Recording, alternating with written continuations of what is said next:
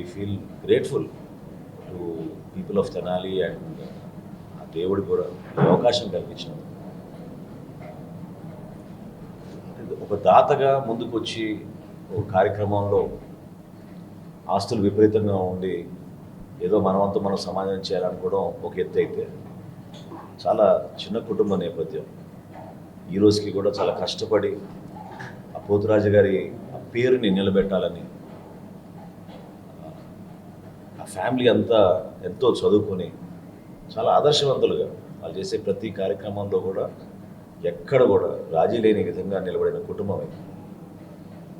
ఆ నేపథ్యంలో ఒక డెవలప్మెంట్ చేయాలి మన కొల్లూరులో మహిళా సాధికారత కోసం అని శశికరణ్ గారు నా దృష్టికి తీసుకొచ్చినప్పుడు,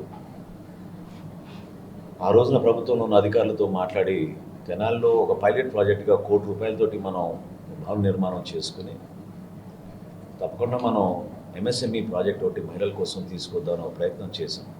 అయితే ఇంకా తహసీల్దార్ గారు అన్నట్టు ఎక్కడ కూడా మాకు భూమి దొరికేది కాదు, లేదు మనకి మన ప్రాంతంలో. ఇన్ఫ్యాక్ట్ తెనాలి రెవెన్యూ డివిజన్లోనే మనకి ఎక్కడ లేదు. వెతికాం, చాలా చోట్ల వెతికాం, ఎక్కడో చోట దొరుకుతుందేమో అని కనపడలేదు.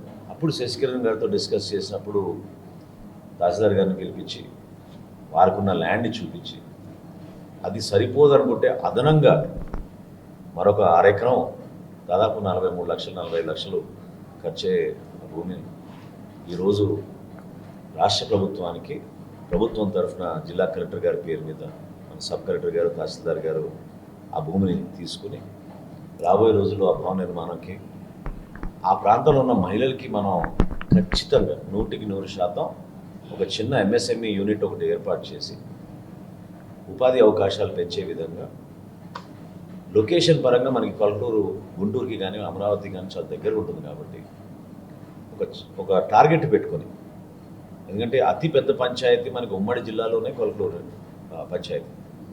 సో ఆ పంచాయతీని మరింత అభివృద్ధి చేసుకునే విధంగా తప్పకుండా మనం ఈ కార్యాచరణ ముందుకు తీసుకెళ్ళాలి.